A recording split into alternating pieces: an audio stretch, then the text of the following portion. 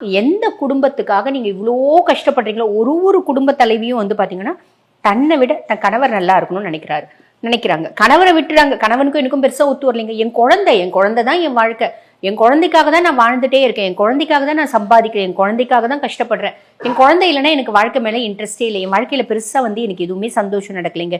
என் மூச்சு ஓடிட்டு இருக்கிறதே, நான் சுவாசிச்சுட்டு இருக்கிறதே என் பிள்ளைங்களுக்காக தான். இப்படி நினைக்கிற எத்தனையோ தாய்மார்கள் இருக்க தான் செய்றீங்க இல்லைங்களா?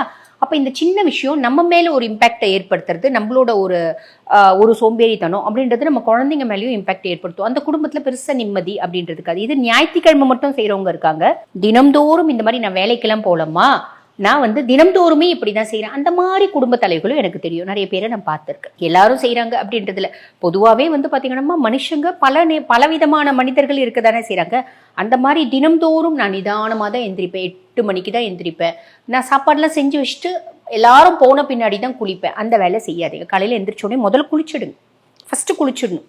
சுவாமி ரூம்ல போய் விளக்கேற்றிடும். வெளியே, அதாவது முதல்ல குளிச்சிடுங்க. எந்திரிச்சோடனே நேரம் தண்ணி தெளிச்சு கோலம் போடுங்க, குளிச்சிடுங்க, சுவாமி ரூம்ல போய் விளக்கேத்துங்க. அதுக்கப்புறம் காஃபி கூட குடிங்க.